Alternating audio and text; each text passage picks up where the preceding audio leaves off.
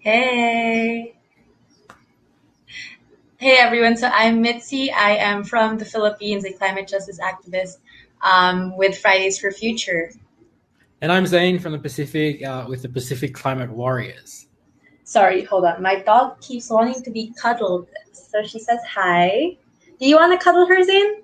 Yes, I do actually. Yeah, okay, hold on. Let me pass her on there. Careful not to drop her into the Pacific. Uh, oh, yeah, no dogs have been harmed in this skit, but it's the next best thing, and she feels fabulous. I love that. Yeah. Technology has gone some ways. They were able to turn a dog into a pillow. That's amazing. Yeah, maybe we should have put a trigger warning at the beginning of this. No dogs definitely were harmed in this skit. Maybe a pillow. So yeah. Let's take some breaths together to just be with each other in spirit. We've now had thousands of people participating in this gathering, and it's bouncing in homes and workplaces, and some people are having watch parties together, and that's amazing. And people are fighting alongside you. So let's just take that in. Remember that this is a global movement and we're here together participating despite COVID and despite political turmoil and despite being separated by distance and language and abilities. We are building a movement together. This is us. I think one of the most incredible things that I've been seeing is the excitement a lot of people have in seeing just the array of just the audience and from how global it has been within each session. It's something we never probably would have ever had the opportunity for within the Pacific, to be able to connect with people from Europe, from South America, from Asia, from the States, from the UK, all listening in and talking about the same thing. And I think that's been incredible. And now we're going to hear from some amazing artists, as you said, all the way from the Ecuadorian Amazon. Sapara indigenous leader, activist, and filmmaker Yanda Motantuano has a very important message to share with us as we gather all over the world to reimagine our future. Then after that, we'll have Elkin Robinson, folk singer-songwriter from the Caribbean. Old Providence Island will uplift us with his song, Change. Then we will close this beautiful session with Gilberto Gil and his song Refloresta, released for the campaign #Refloresta of Instituto Terra, created by Leila Sebastião Salgado. I'm so sorry for ruining your names if I did, but I'm so excited for this. Let's do this.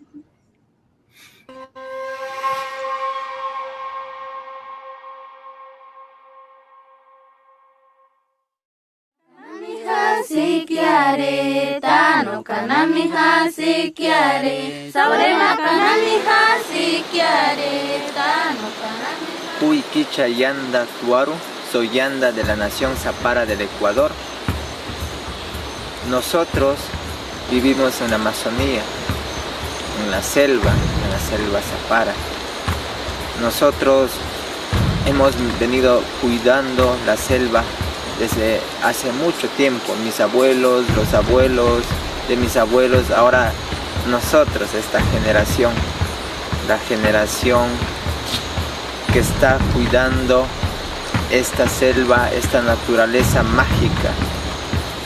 Nosotros como cultura hemos aprendido a hablar con la selva mediante los sueños.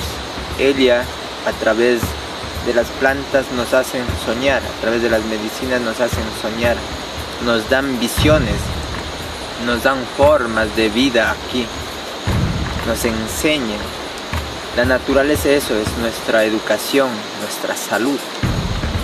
Nosotros hemos permanecido aquí aprendiendo con la naturaleza. No hemos destruido, lo tenemos intacto, porque sabemos que muchas generaciones, nuestros hijos, los hijos de mis hijos, van a estar aquí también y lo van a necesitar, esta naturaleza, para seguir soñando y construyendo, para seguir aportando al mundo con aire puro, aire limpio, lluvia, para que las personas sigamos tomando esta agua, la salud. La naturaleza es salud para nosotros, es nuestra vida. Por eso nosotros no queremos que destruyan la naturaleza. Hoy en el mundo está pasando algo el cambio climático, está cambiando las formas de nuestras vidas también dentro de la selva. Y por eso pedimos a los gobiernos del mundo a que paremos esa forma de destruir a nuestra naturaleza. Ya no queremos que exploten el petróleo, la minería, que hace tanto daño a la naturaleza y a las culturas, a las últimas culturas que viven aún de la naturaleza. Por eso nosotros como jóvenes, como esta generación, también estamos trabajando con el cine, mostrando al mundo que desde la selva también se puede contar desde la otra mirada, desde la mirada del agua, de la de los animales, de los seres espirituales. Es nuestra forma de contar el mensaje al mundo en una pantalla, en el cine. Y les invito a que vean nuestro trabajo, que es el cine, que estamos haciendo desde la selva, desde los sueños, para hacer un aporte al cambio climático y al mundo. Y hoy en día invitamos a ustedes a cambiar nuestra forma de vida, a denunciar a los gobiernos que están destruyendo nuestra Amazonía, nuestro hogar, las lagunas, los páramos, los glaciares, los mares, los desiertos deben permanecer para las futuras generaciones, no solo para nosotros, para esta generación, sino para muchísimo tiempo. Y es urgente, ahora debemos actuar. Si no actuamos ahora, todo se va a perder. Vamos a vivir en un mundo triste, un mundo deprimido. Sabemos que ya en el mundo muchas personas en la ciudad se están enfermando con la depresión. Es momento de cambiar eso. Necesitamos nuevas formas de mirar a nuestro planeta sin destruir. Por eso nosotros desde la Amazonía, desde la selva, cuidamos demasiado porque soñamos. La solución está en nosotros, en los sueños, en el colectivo, en el que está construyendo un camino nuevo para nosotros. Esto les digo a ustedes y a seguir soñando, amigos, hermanos, hermanas. Itzaja.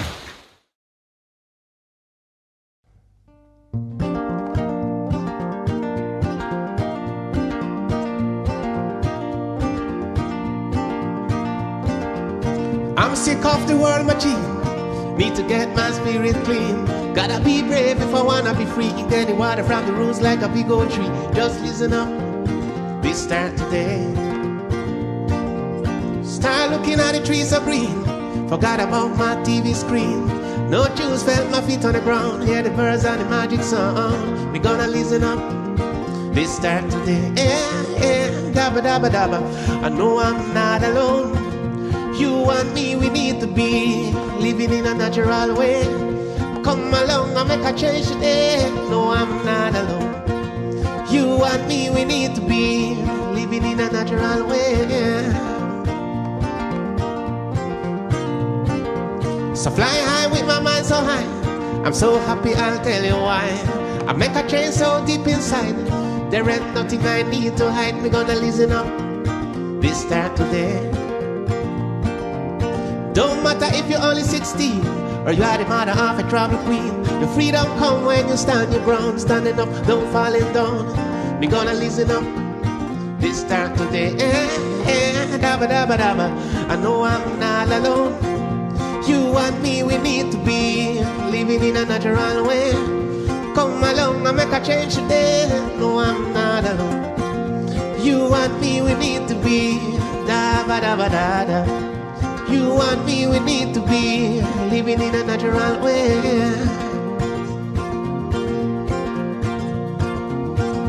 Come along and make a change today. You gotta make a change. Come along and make a change today. You gotta make a change. Come along and make a change today. You gotta make a change. Come along and make a change today. Yeah, yeah. Make a change, just make a change. You make a change, just make a change. You make a change. You make a change. Just make a change. You make a change. One love.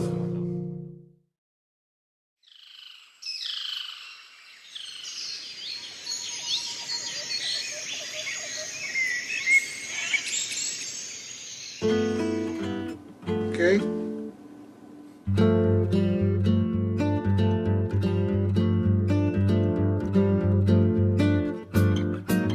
Manter em pé o que resta não basta, que alguém virá derrubar o que resta. O jeito é convencer quem devasta a respeitar a floresta.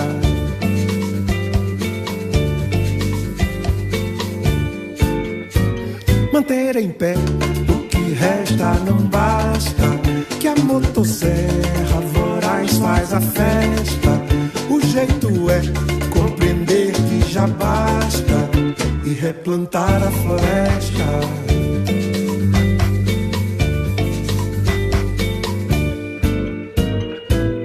Milhões de espécies, plantas e animais, zumbidos, berros, latidos, tudo mais. Uivos, murmúrios, lamentos ancestrais. Por que não deixamos nosso mundo em paz? Além do morro, o deserto se alastra por toda a terra, da serra aos confins. Um toco, um oco, um casco de canastra, onde enterramos sabins.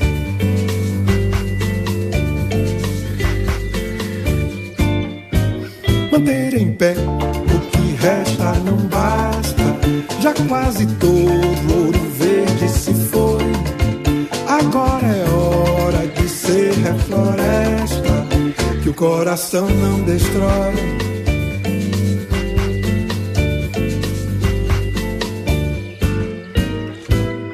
Milhões de espécies, plantas e animais, zumbidos, berros, latidos, tudo mais. Uivos, murmúrios, lamentos ancestrais. Por que não deixamos nosso mundo em paz? Manter em pé o que resta não basta, que alguém virá derrubar o que resta. O jeito é convencer quem devasta a respeitar a floresta.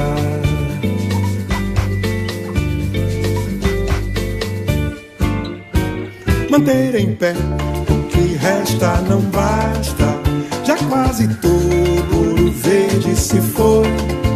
Agora é hora de ser refloresta, que o coração não destrói. Que o coração não destrói. Respeitar a floresta. Respeitar a floresta. Replantar a floresta. Que o coração não destrói.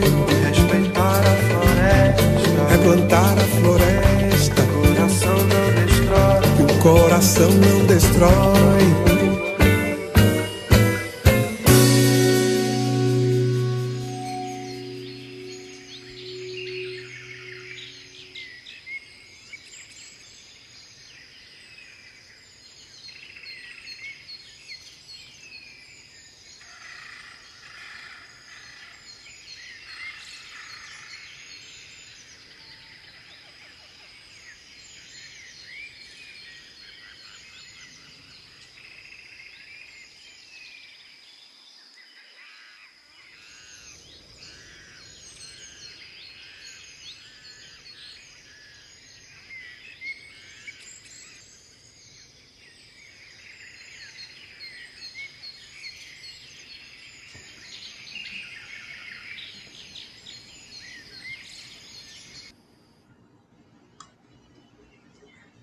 Amazing. Were you guys dancing to that too? You couldn't see, but we were having our own little dance party backstage. I was also wishing I could have the forest grow out of my head too. That's so true. Like, there were such powerful images of nature and destruction, but also resistance, and really just the feelings you feel from the songs, the art, the voices truly transcend language barriers and cultures. It just really reminds me that We are one global movement, collectively fighting for our planet. Yes. And I think that is like the perfect segue onto our next plenary session.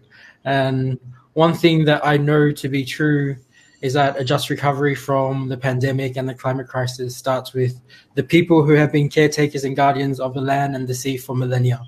Through the rich culture and deep connection of Indigenous people to their homes, we learn balance and sustainability. And through their fight to protect it, we learn resistance and resilience in the most powerful and beautiful ways. I know a lot of people are tuning in across the Pacific to watch this because I can see them. In this next plenary, I know there are families sat around a laptop in Vanuatu. There are folks sat around a mat and a kava bowl in Fiji. There are watch parties happening everywhere, not just in the Pacific, across the world. So thank you for joining us, and thank you for joining us in community. This next session features some of the fiercest Indigenous advocates to ever grace the world, and it's called Hearing the Guardians of the Earth. And I'm going to now hand over to the incredible Fenton Lutunatambua, who's going to take us through that session. Let's do this. This panel will have subtitles.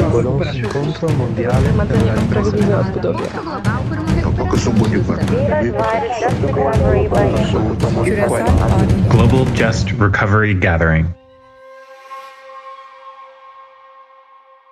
Bulavanaka, and welcome to our Global Just Recovery Gathering panel on Hearing the Guardians of the Earth. I am Fintan Lutunatambua, and I have the absolute privilege to be in conversation with these three incredible human beings. Ariel Duranje is an Indigenous activist from the Athabasca Chippewan First Nation. Francisco Manzanares is an 11-year-old Colombian climate and environmental activist. And Nolene Nambulibo is an activist and advocate for disenfranchised women and peoples in the Pacific. Francisco, Ariel, and Nolene, it is such an honor to be in conversation with each of you. Thank you so much for being willing to do this. I wanted to chat a little bit with you today because guardianship or stewardship over the sacred places we call home have become so much of what each of you do. And right now, especially, our people, our communities, and the places we are called to protect are struggling. People like yourselves are out there doing the work of resistance, reshaping realities, reimagining resistance, and also doing the work of reconciliation to live through both this climate crisis and this health crisis. People are tired, and people are also tough. Folks are doing their best to stay grounded in the audacity of hope and the level groundedness of heart. So I want to begin by again thanking all three of you for being here. I want to honor and acknowledge the sacred spaces we are all joining in from and the many ways, shapes, and forms you're present with us today. I am hoping we can meet each of you where you are and get a sense of the grounding behind how you move through this world. Masicho, thank you. So, iklanete, dene sotlaneta, Ariel Ekwe Hushe, Duranje Betsini Hasli. I just introduced myself in my Indigenous language, which is Dene or Dene Sotlane. And I come from the Treaty 8 territory in Northern Alberta in so-called Canada. And I think that's a really important question, is how relationship with the land drives the work that I do personally. And I can speak to my story. Even just the introduction of myself in my language and recognizing the names of our places is really important. The name Athabasca Chippewan First Nation, which is the name that the colonial governments and structures gave our territories and our people during colonization, isn't actually our name. And my nation's in the process of reclaiming that. And our true name is Kaitale Dene Sotlane, and it means people of the willow, people of the land. And it's a reference to the actual landscapes where our people originated from, which is the Peace Athabasca Delta. And the deltas are a mix of marshlands and forests, boreal forests, and the last inland freshwater delta in the world, the largest inland freshwater delta in the world. And so this is a beautiful landscape with so much biodiversity that it's been recognized as a UNESCO World Heritage Site in the Wood Buffalo National Park.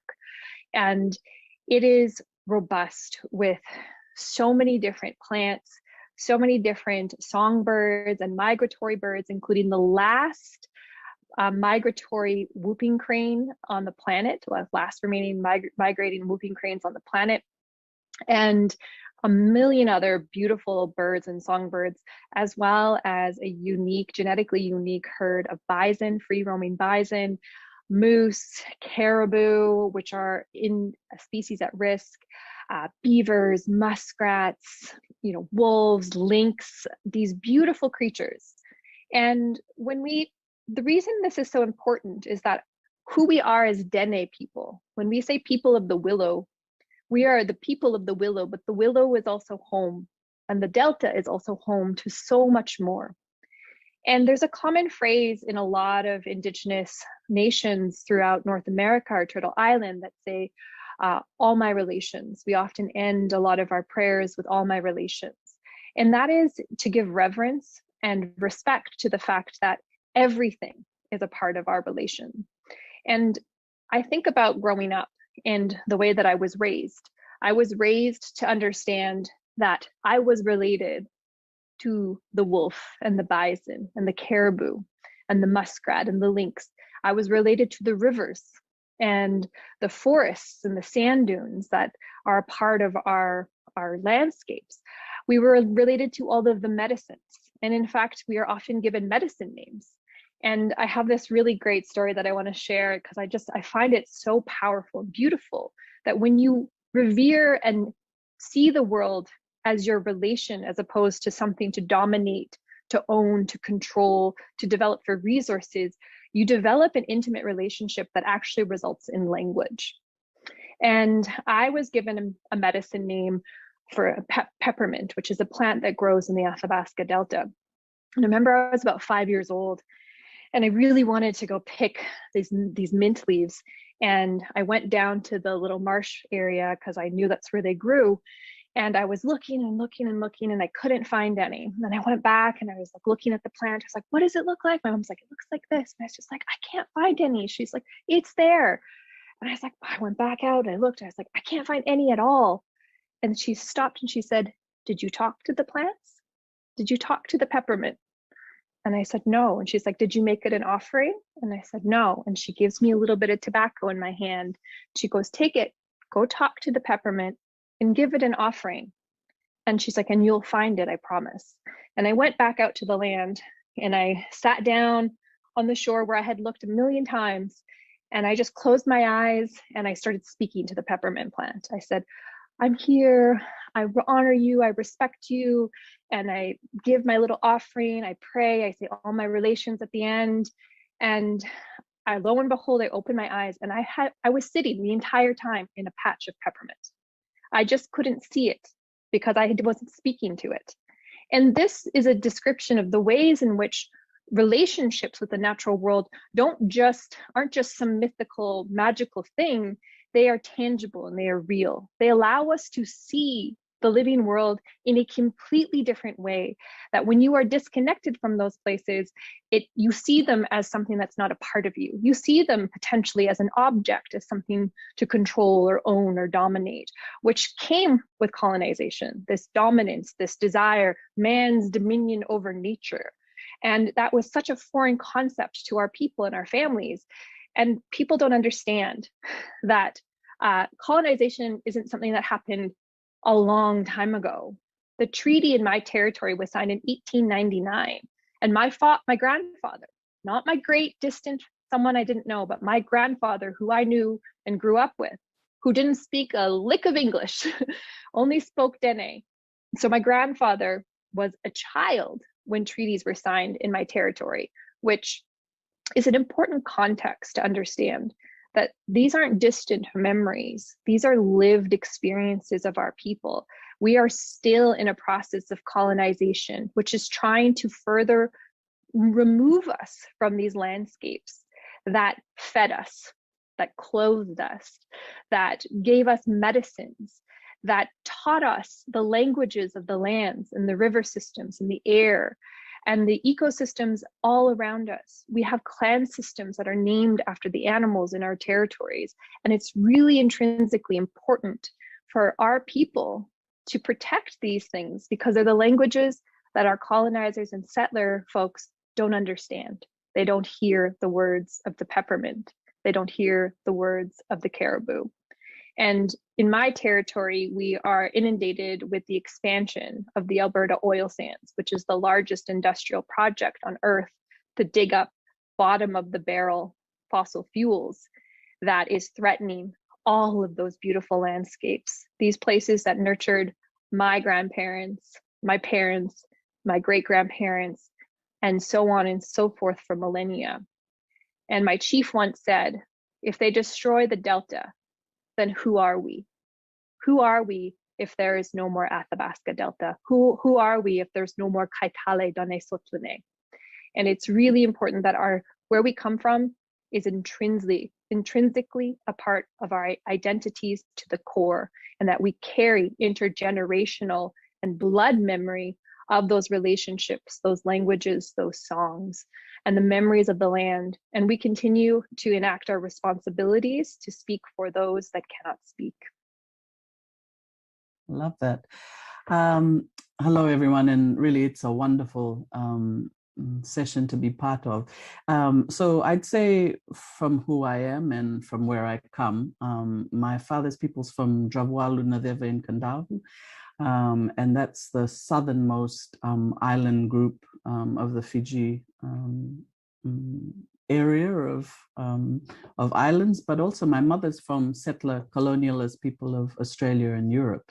So I think I've imbibed and been part of both the struggles for decolonization myself in this body, but also growing up both in Fiji for particularly, from birth to about 16, 17, and then being taken to Australia and trying to find, what is my place in that place, and what is my relationality to the indigenous peoples there, to migrants there, experiencing, that kind of dislocation myself, and then coming home, and then rediscovering home at a different time in your life. The other thing about this beautiful thing is that, I don't know, I think I'm both part of the cacophony that we create, but also the music, of Earth System. So, and we're making this music as we go. So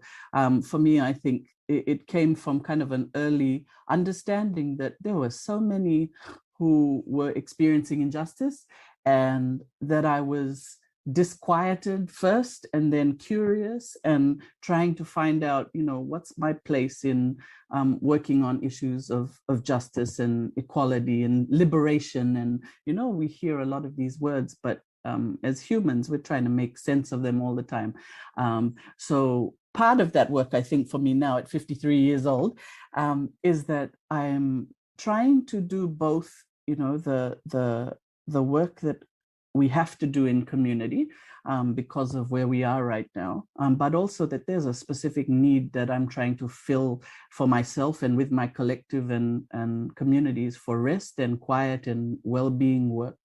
And that's for not just because we need it for our bodies, but also so that we can listen a bit better and more deeply and really discern more what's necessary in our work, because this repairing of the ecosphere and this, wonderful support for us and other species of this incredible planet, we're breaking that, and we need to kind of quieten the noise and let, to me, this idea about guardians, yes, it's us, but much more it's the bees And it's the frogs, and it's the insects, and it's the microbes, and really antibiotics, you know, and it's about all of these things that are under threat. They're telling us really clearly and strongly that we're killing so many systems. The bees are abandoning the hives, so they're speaking clearly. Birds are dropping from the skies, you know, whales are beaching themselves, and for many reasons, there's noise, there's pollution,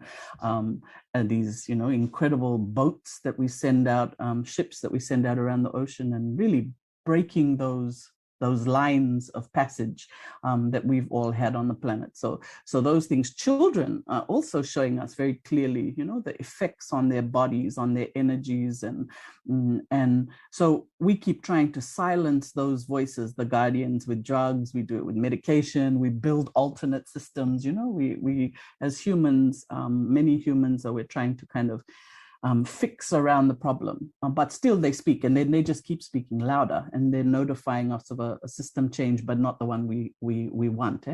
And the other last point I just wanted to make was that, you know, women and gender non-binary people, you know, and Black and brown and South bodies, they're telling us that we're exhausted from servicing things like, you know, false systems like patriarchy and neoliberal capitalism.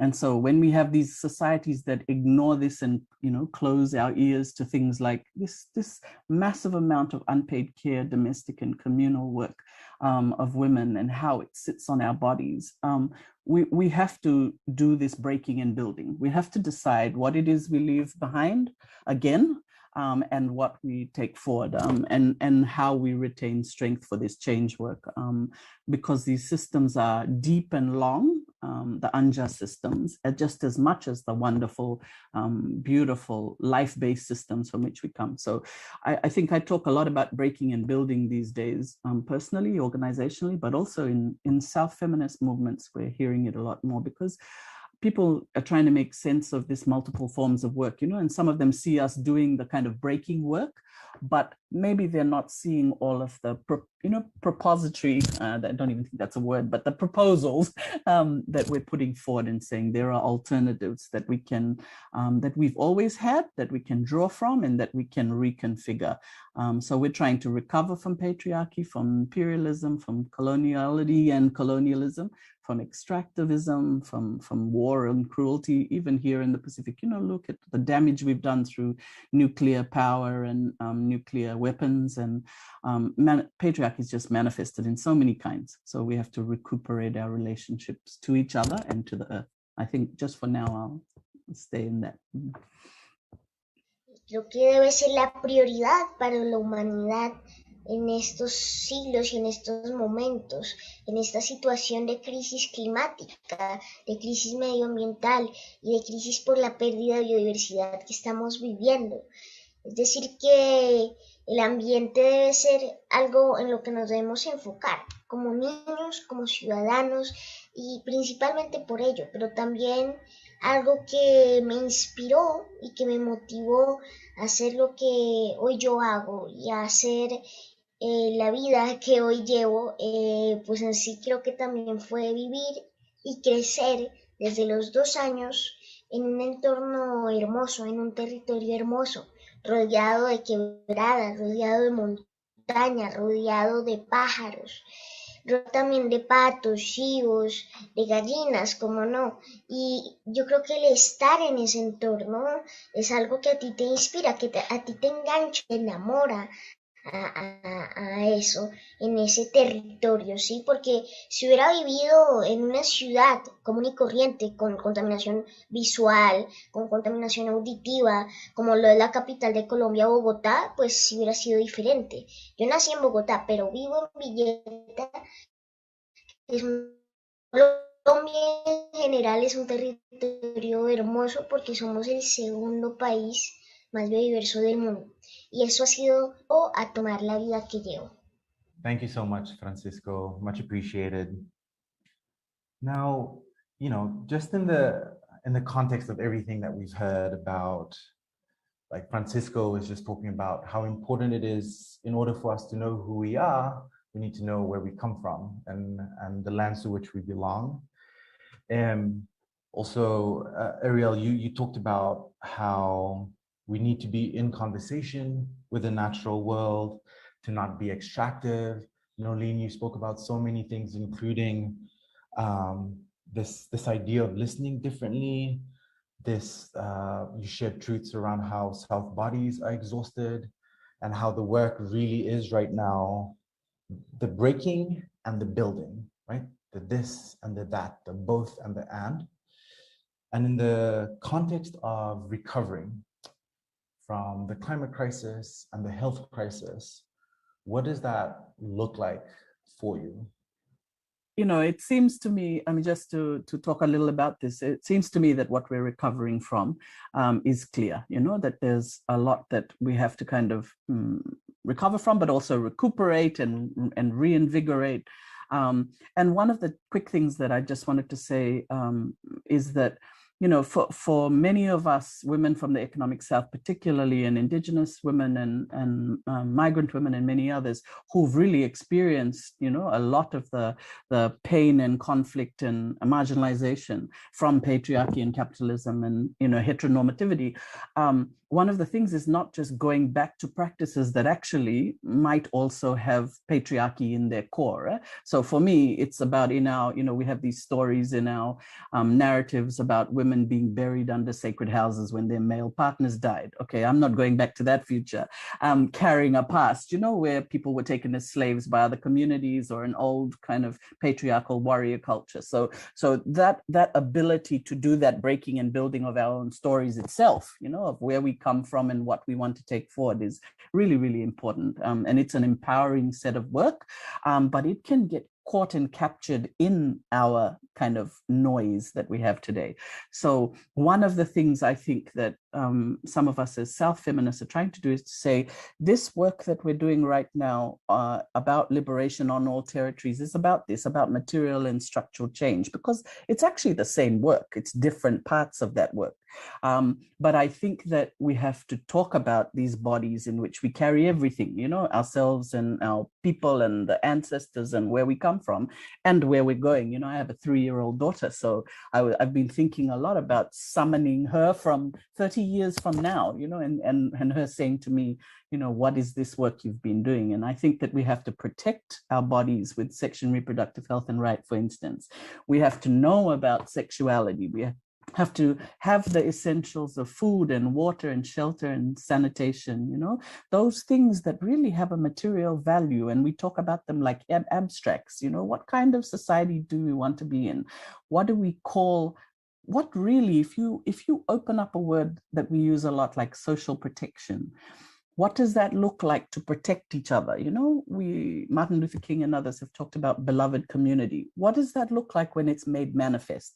Because there's a lot of bodies that, suffer indignities and violence. And, here we have 2 in 3 women in the Pacific who experience gender-based violence. So what does that look like to be liberated from that? How do we share power and knowledge and a society and a world in much more just ways? What about people with disabilities?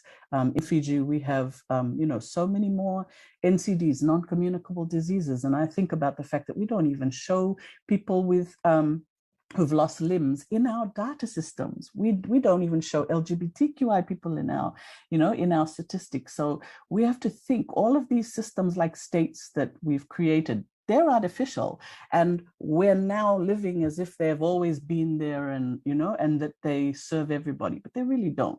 So we have to think what comes next. What does something beautiful and different and just look like? So that's what I want to do. A recovery for me is from all of that, not just from, COVID-19, which is just the latest manifestation of many other things prior. Yeah. Creo que es importante la recuperación justa y recuperarnos equitativamente, porque crisis no solo sanitaria con la de COVID-19, sino también con la crisis climática nos ha dejado muy mal en términos de desigualdad, en términos de inmigrantes también, en términos de que muchas personas han tenido que dejar sus casas y han tenido que vivir muchas cosas, ¿no? Que pues a nadie se les desea, ¿no? Por supuesto. Y en sí, yo creo que esto es importante porque porque la recuperación justa no solo es transversal al ambiente, a lo social, a las desigualdades, a las causas de género, a los conocimientos indígenas, como ya lo nombraba mi compañera panelista, sino que también es transversal a muchas cosas más, a la política. Necesitamos una recuperación justa en la política, en la participación política de los jóvenes y de los niños, a la ciudadanía, a los espacios sociales, a la economía también, ¿no? Y en sí también, por supuesto, una recuperación justa, y yo diría que también una muy importante, con el ambiente, porque durante la pandemia muchos dijeron que en realidad el ambiente mejoró, pero relativamente mejoró, entre comillas, porque desde nuestras casas contaminamos y contaminamos con toneladas y toneladas de plástico de un solo uso. Entonces, por ello, creo que pues en sí debemos tener una recuperación justa transversal. Por ello es importante, porque la recuperación justa no se basa en un solo tema, se basa en muchos temas que, como ya los decían antes, son sumamente importantes cada uno, son claves y encajan. Si no está uno, pues digamos que el rompecabezas se desarma, ¿sí? Si no hay un punto, pues el rompecabezas se desarma. Entonces, por eso es importante la recuperación justa. I think that's really, you made some really, really important points around a lot of times, particularly when we speak of Indigenous peoples and relationships to land and, you know, restoring Indigenous self-governance and all of these beautiful things, that we get stuck in this idea that we're returning to something of like, you know, 500 years ago, and that Indigenous peoples have just become static, that they were that, and they want to just return to that, as if we have not lived through the last, you know, 500 plus years of colonization. But the reality is that colonization had lots of implications on our people, and there were, just like peoples of the world and species of the world, evolution is a natural component of life on this planet. And our cultures are not static, and we evolve and we change over time. And it's really critical to understand that we're not advocating for the return of something that was, but we are advocating for the implementation and the respect and the reverence of the value systems that existed for millennia prior to the imposition of colonization, which led to this great imbalance. Through the work that I've done through Indigenous Climate Action and the organization that I helped found, we have been speaking with communities around climate change. And of course, recovery is a part of this. And one of the most tangible things that has come from almost any community, whether it's a northern community, a southern community, a Cree, a Dene, Lakota, whatever community, when we get down to the bare bones of like, what is climate change? Like, what does it mean to our communities? The common thread is that they say, we are out of balance. We are out of balance with each other. We are out of balance with our relationships with the land. We are out of balance spiritually, mentally, physically, and emotionally. And when we are out of balance, there is a response from Mother Earth, from the planet. And climate change, the pandemics, are a result of this imbalance that we have entered into. And this imbalance, like the other really tangible, beautiful thing that has come out of all of these community engagements, is that they have said that when you ask them, when did climate change start for you? You get these elders and they'll sit there for a long time and they'll think and they'll go, well, climate change started for us when the white man came. It started on colonization. The climate of our culture changed. That imbalance began at the set of colonization. Colonization caused climate change. Colonization of the lands, colonizations of our minds, colonizations of our value systems, of our governance, of our economies, of our gender systems, of all of those things, our religions, our spirituality.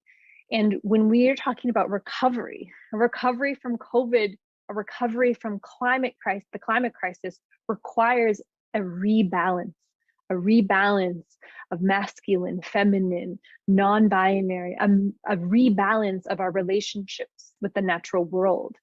That is the critical component. But in the Western ideologies and structures, we get stuck on like data sets that don't include the diversity of not just humans, but the diversity of species. And they are stuck within these sort of walls of Eurocentric Western scientific data collection. And the solutions get stuck within those structures as well. And they're confined. So we search for solutions within the structure that created the challenges that we are faced in. And indigenous cosmologies, value systems, governance, ideologies, all of those things tend to be outside of that scope and have been demonized and devalued and pushed out of those systems. And we are advocating for those to be included and utilized as foundational systems to be put forward to look at how there was harmonization prior to colonization and how those cultures have evolved and changed over time. Because I don't want to go back to some of those patriarchal like value systems, but I do want to have those tenets of those values of relationship, of all my relations, of kaitale dene sotlane, what it means to be in relationship with the land and all of our relations. And those are the value systems that when we talk about, what are we recovering from? What are we recovering to? A future that isn't confined to Western Eurocentric ideologies and data collection, and one that imagines a future with everything and everyone in it. What are the words that you would offer up to your future selves to ground them in the world that you are visioning right now? One of the things that I really hope for ourselves is that what I'm trying to kind of, talk about and think about a lot more now in all kinds of spaces is trying to think less about palatability, because I think a lot of us kind of, we're very cautious about the way that we speak or we provide input. And I think it's related to what Ariel talks about. We are living in the current moment, and the current moment is full of all kinds of dangers, including co-option, including these ideas like pluralism and assimilation, and us we always talk as feminists about living in multiple realities, that we're both here but we're beyond. And I really love that, because it's another emancipatory thing. It's a freeing kind of idea that I'm here, yes, and I'm working in a system that really is sometimes filling me with fear. It also is a time when, though, I feel a real revolutionary spirit, that's pushing us forward. But that's because we've done so much damage. And I just sent out a tweet yesterday. I was looking at the Commission on the Status of Women, and I want to give this as an example. Here is a 26-year, and that's a tiny amount of time, but it's a substantive amount for us who've been working for the revolution, and working for kind of justice for all bodies, including women and girls, and ending violence. And I look at that and I think, why, there's a philosopher right now who's been talking about how are feminists doing this? How are we doing this revolution? Because you look at it, only 120 years ago, and here we are, we have the vote and we're working through all kinds of issues. And are we anywhere near where we need to be? No, but how incredible that work goes on. And a lot of it is about this below ground and above ground work, and the ability to work with other people who are really diverse from ourselves, and to think through things like constituency, and to talk about both tactics and strategy, and then to place all of that within a basket of care, within a basket of beloved community. And I think there are many kinds of people around the world who are doing this beautiful set of work, building something both old and new, in the process of becoming. And one of the things is I think I'm going to be louder and more unapologetic this year. I've already started that way because, time is short and the damage is really deep. And I'm thinking a lot about, my daughter and my niece and others. And there's a local poet here, the Mari, who I love. You might know her, Fenton from La Toca. And she said she wants to be the most loving dragon there is because she's frightened sometimes that we're in such strong voice and we forget that we're also magic, that we're also wonderful and loving, and I think we have to do that care work for each other.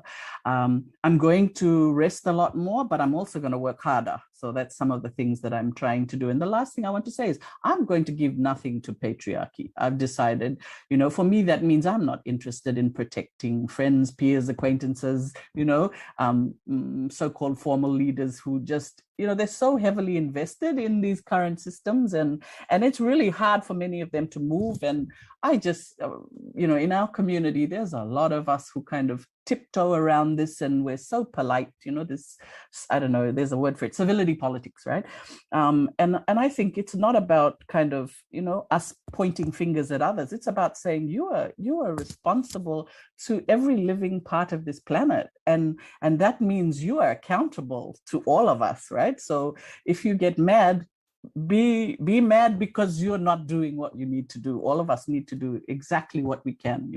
It's not for any of us to affirm or excuse others. It's about saying we all have our work to change this, and this living planet, it requires us to be part of that, to be things that build life and that help life to flourish, and not to close it down in so many ways we find as humans to do. So I think that's what I'm trying to do, is think that way for myself, my daughter, and my communities. Yeah. Las acciones que yo hago, que cada uno hace, son muy importantes y son fundamentales dentro de un futuro, básicamente. Es decir, que lo que hacemos hoy nos va a afectar en el mañana. Eso hay que tenerlo claro y hay que tener mucho eso en cuenta.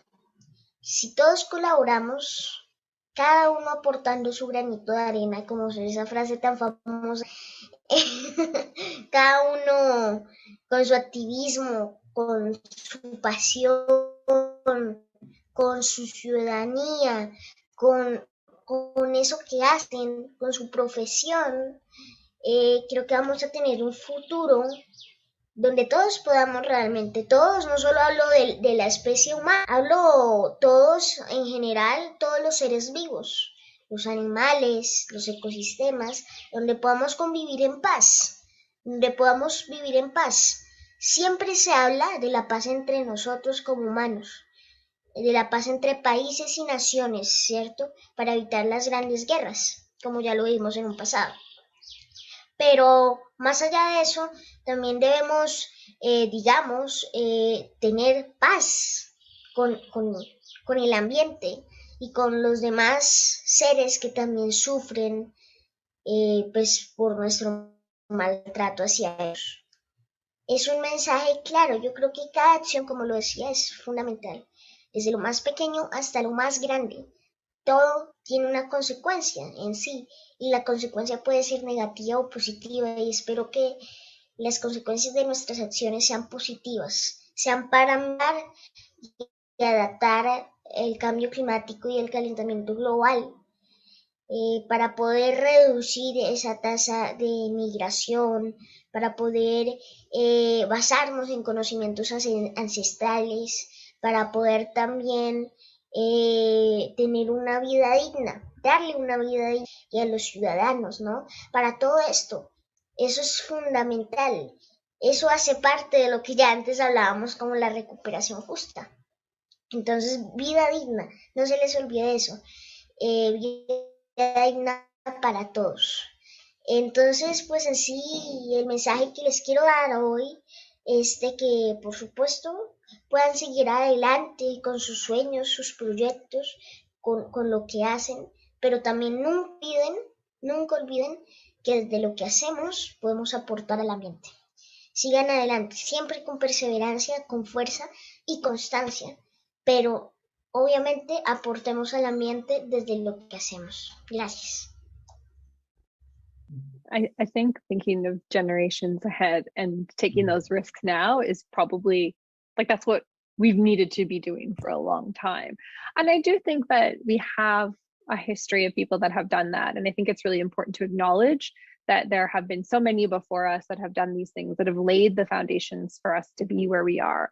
I come from a family of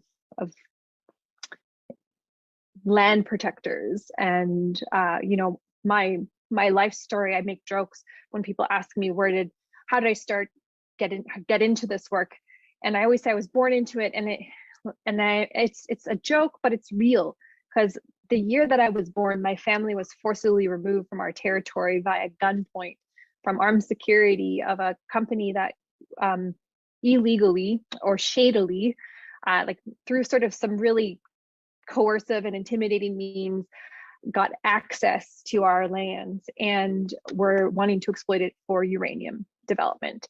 And from that point on, I mean, even before that, my parents were living there to occupy the land to prevent the development of uranium exploration and development.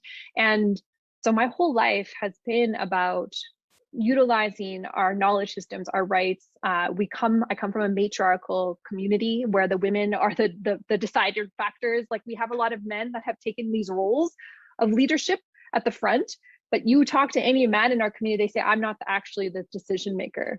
It is my wife and the women in the community that make the decisions. But colonization propped these men up. And so I think about, what does this mean for future generations? And I also have children. My children are older. My daughter is actually, she just turned 22 yesterday, and my son is 10. And thinking about this world that we're leaving for my children. My daughter is studying education and with a minor in Indigenous studies. And my son is just 10, so he's just 10. But they are already aware of the imbalances, these imbalances, not just of the GHGs in the atmosphere or the pandemic, but of the patriarchal colonial systems, white supremacy. And they have this in their purview. They understand it as they walk through the world, that this is part of the struggles that we have in addressing and restoring the imbalances that have come from the generations before them. And they also recognize the work that my parents did and my grandparents did, because even my grandparents fought the Hudson Bay Company from over trapping and hunting in our territories. And we have this strong history of continually advocating for the lands. And my mom would never have called herself a feminist, but she is a feminist. And I don't think any of the women in my family would call themselves that, but they are feminists from an Indigenous perspective and value system. And I have been studying and a part of a cohort of Indigenous feminisms. And it's important that we include these in the future that we're thinking of, but that we root these things in where did we learn these values from? And these values come from the land. They come from the strength and the beauty of the river systems, of the animals, of the plants and the medicines, and the teachings of the skies and the stars and the moon and the sun and the air. And our ability to be in relationship with those elements is just as critical and important as the cognitive ability to acknowledge and point out and structurally fight those systems. How do we simultaneously nurture our relationships with the land as we advocate for the dismantling of the structures that lent to those disconnections? And I think it's just as important that I take my son out to I know some people might not like it, but catch frogs or see salamanders, or go hunting or go fishing, pick medicines. It's just as important that I teach him that as much as I teach him about smashing the patriarchy and decolonization. And these are really, really critical components to the future that we're leaving for future generations. And that this isn't about power over. This isn't about power over men, power over, colonial systems or structures. This is about rebalancing. And that is the most critical lesson that I teach my children all the time. We have to have balance. We have two ears and one mouth for a reason, so that we could listen twice as much as we speak. And that means listening to the land and listening to our relations. This conversation in and of itself was really good medicine. I'm grateful for each of you. I'm grateful for your stories, your truths, your connectedness to the natural world, and all the wisdom and the baskets of care, right, that you shape and bring to this work. And thank you for having this conversation with me. It's been wonderful. Incontro mondiale per la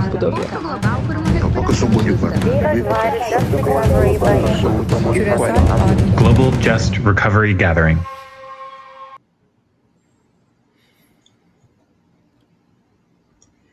I am so moved. I had so many chills.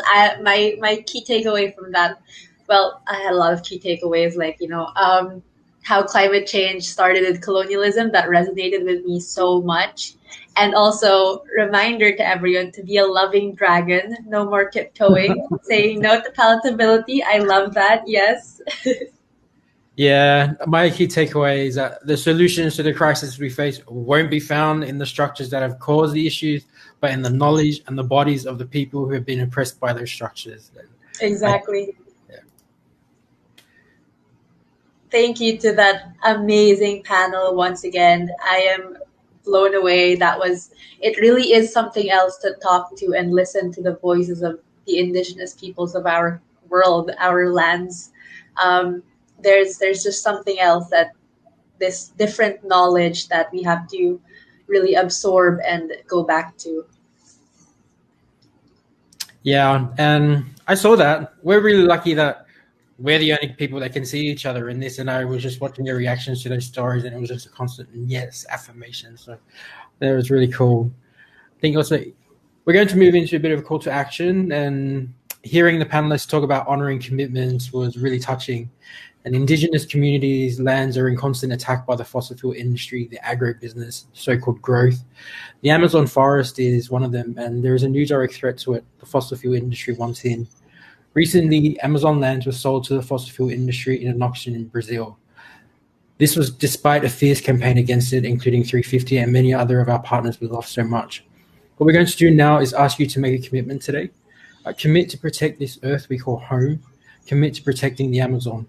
So one action you can take is to stand with the guardians of the Amazon. So they're in the middle of launching a new effort. It's a part of a broader movement, but when you first launch a new effort, you need to build up some momentum. So we're going to help them with this new effort. And by that, we're going to go to 350.org/Amazon. You can see here, and tweet at the polluters. It's simple. You just have to say something, "We're coming for you" message. We tweet and email the polluters, let them know we won't stand idly by. So we're going to give you a chance to open up a new window tab and take a moment to take this action. Head to 350.org/Amazon and tweet these people. Are you doing it? I'm doing it right now. You guys better be doing it. Let's tell them we're coming for you. I like that. It fits into the fierce, loving dragon thing. No more palatability. We were coming for you. And now we're going to be heading into more workshops. A number of folks have been asking about recordings. So just as a reminder, during this gathering, the panels are going to be recorded. Workshops are recorded if the facilitators choose and if the participants agree. So we're respecting the spaces being created. We'll post a way to get access to all the recordings over at justrecoverygathering.org after the event is over. We do have a few minutes before the workshops begin, so we encourage you to stretch and move your body and look away from your screen for a minute in between sessions. If you can pop outside really quickly to absorb some nature and sunlight, if there's sunlight right now. Workshops happen in Zoom rooms. To find that link, you will click on sessions and then pick the session you want to attend. There are quite a number of 90-minute workshops that are about to start, so select the workshop you want to enter. If you arrive a few minutes early, you'll see a countdown clock. That gives our tech crew time to set up. Once the workshop is open, you'll see a Zoom button, so you can go directly into the Zoom workshop. And I hope you guys enjoy and keep tweeting about what you're learning, keep posting about what you're learning. We want to share it, we want to see it. So we can also encourage others to keep joining the gathering, because we're doing amazing things here. It's not just a conference, it's really a place to recharge and regrow and reconnect with each other. Have a great workshop session. Let's do this. Bye.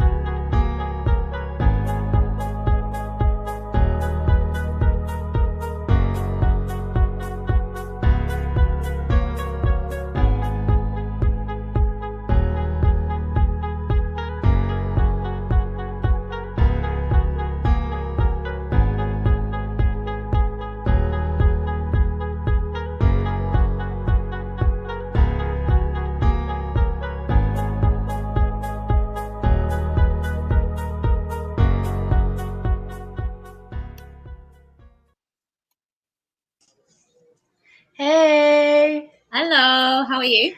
I'm good. How are you? Yeah, good. Excited. Definitely excited to host with you for the first time. I put a suit on. I don't know who I think I am, just like dressing up for my plan. But yeah, very professional hosting going on for me. Welcome back, everybody.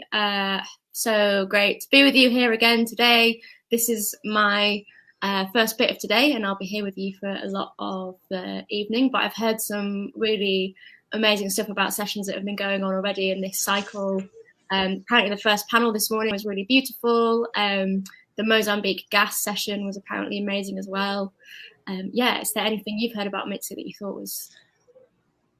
I heard there was so the panel with the Guardians was so amazing. I was just trying to get all the quotes and trying to tweet them and post about them because they were so cool, but I couldn't keep up because there were so many that I wanted to write. And I'm just like, Twitter, why do you have that character limit, you know?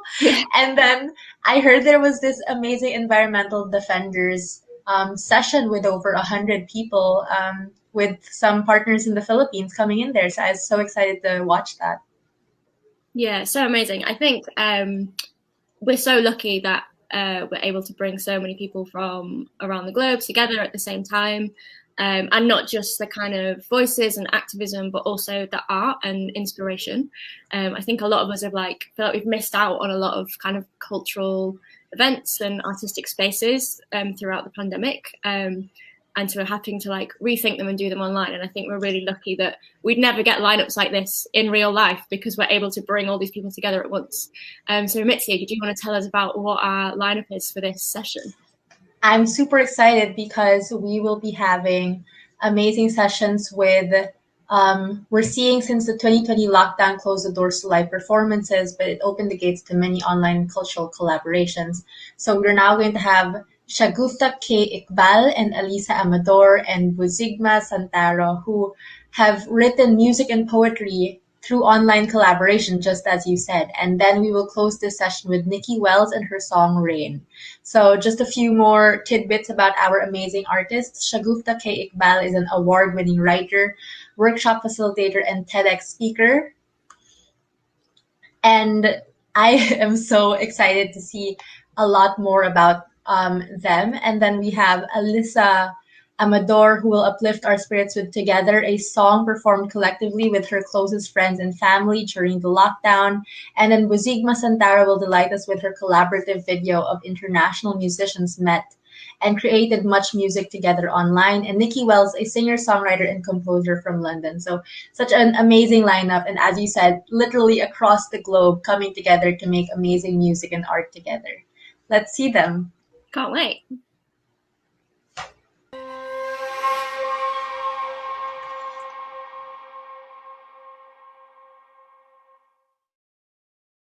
A handful of home, a handful of home. Your feet are as heavy as eyelids. They crush mint as they go. That walk, it shames the air, tells everyone the tale of how you want to be reborn with wings instead. Manifest yourself as love in this violent place. Stop the frost from gathering at your throat while you sing out another version of this world. One where buildings have disappeared, to be replaced by lakes, mountains, fields, and just the one beacon of a lighthouse. I share this world with you, my children, a place where water cannot hold fish, sky cannot hold moon here, horizon cannot hold the fingertips of grass. Hands will swing heavy between us, knuckles white, fingers entwined, hand in hand. We will walk like that, hand in hand, and in the shadows, under a burning night, in absolute silence, side by side, I will walk with your prayers caught in my throat. In fact, you notice first that my hands are resembling my mother's. It is a gradual recognition, folds of skin settling like snow between vibrant veins and crease between thumb and forefinger. I remember being a child and watching my mother's hands age. Not her face, not her hair or her eyes. She remained the same in my memory, and sometimes when I see an old photo, I'm taken back by how my eyes did not see the passing of time. And now I walk with you, my children. You are always holding on to these old hands of mine. Your hand always reaching out to close the space between us. And the way you hold my hand tells me so much about you. The way the energy in your small fist runs through my fingers and explodes in my chest. It makes me realize that this world is the size of a giant, but it cannot hold the whole of our hearts. And when we will walk its body once again, we will walk knowing that we have survived it all. Separate as stars, but held together by a love that spans the expanse of this universe's singular breath. In this world, I hold my hand out behind me, and I am met with such a sense of belonging when your hand grabs hold of my fingers. I know there is someone there, someone at my side, always by my side. What power this little hand of yours wields to make me feel I have come home, to a place where there are yellow flowers, everything hangs with suspension and hope and potential and the absurdity of possibility. I will hold the truth of it close to my chest. I will make sure it stays feather tight. I will tend to it daily, and I will wait and listen, and I will wait, and I will listen for it to sing back with a heartbeat.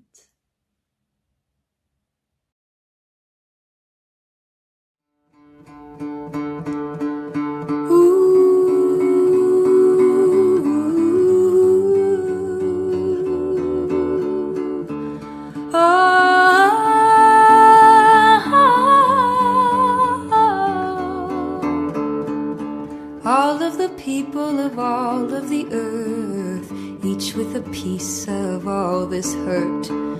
Some take it in, some give it away, among other things that I can't explain. Childlike wonders that wither and flicker and fade. But when we're together,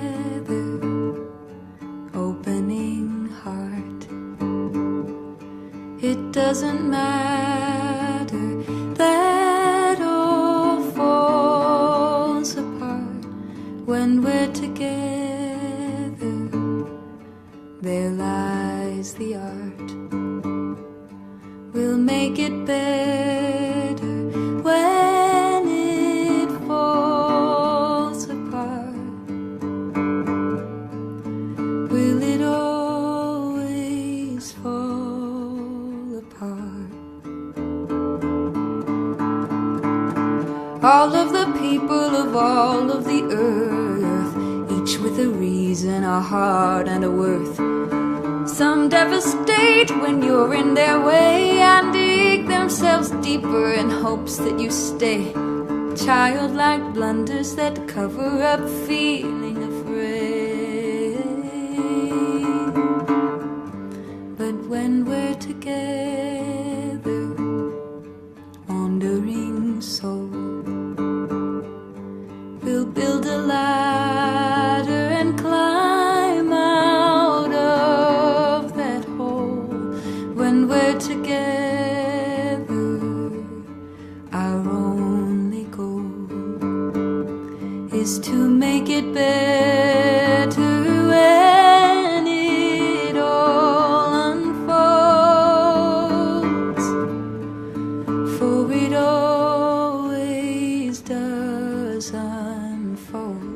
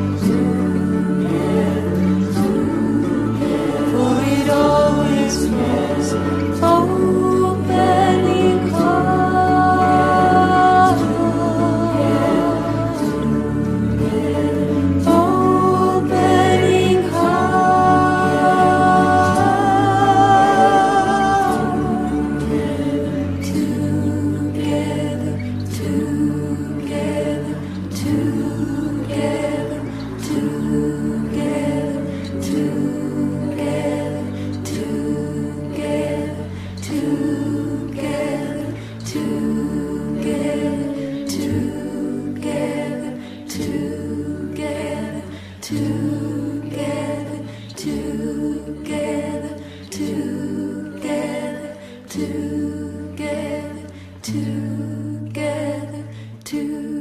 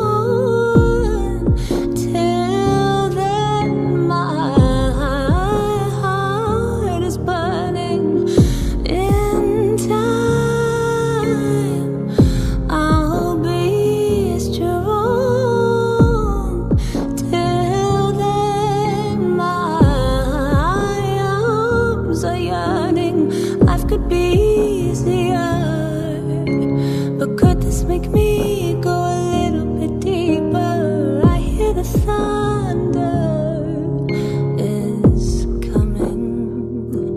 The rain will come.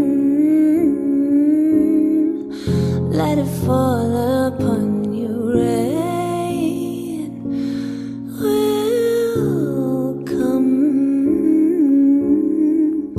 Let it fall upon you.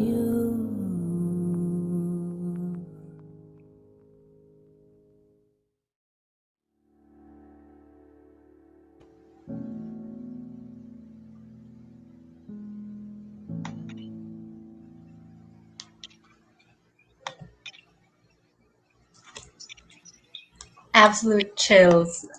That was, I was speechless. Yeah, so good. It's so different.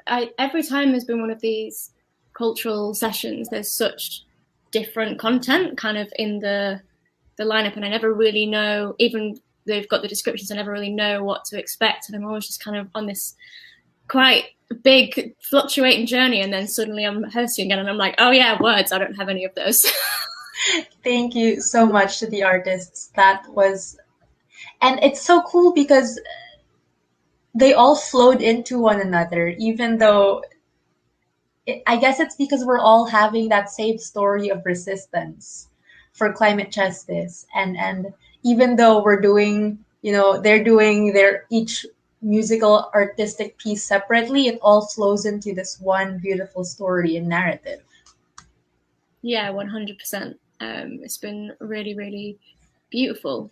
And with that kind of final wave of inspiration, we're ending this cycle of the gathering. So we're super grateful to those of you that have been with us so far. This is a time now where we're going to have a short break where, check back in with your body, like do what you need to do to feel like a full human. Like we're all in our heads and our hearts right now, but you have a body too. So do whatever you need to do to make that feel good. We also really recommend that you use this time to connect with other people. Obviously, there's so many great things about this gathering being online in terms of the amazing lineups we've pulled together. We wouldn't have been able to do that if this was all in one physical space. But I think some of us are missing the chance to just like have those conversations that you'd have over a cup of tea or like over dinner. So use the networking space over a cup of tea. You can tell I'm from the UK, can't you? That's the first thing I'm talking about. But yeah, use the networking spaces to connect with people either in your region or on topics you want to talk about, or even just to meet people that you're like really interested in. It's a really useful function that we recommend you make the most of. And yeah, do we need to say anything else? Do you want to say goodbye? Do you want to plug anything, Mitzi? Like what? I hope you guys get some rest. And if there are actually 3 booklets for free for the movement, we've got PDFs of them. There's Dare to Dream, a journal of provocative questions by our trainings manager, Marcel, who was a major force for making this conference happen. And A Better World is Paintable, lessons from people we respect who fuse art, organizing, and activism. So do check those out because they are amazing, and I'm super excited to see them myself.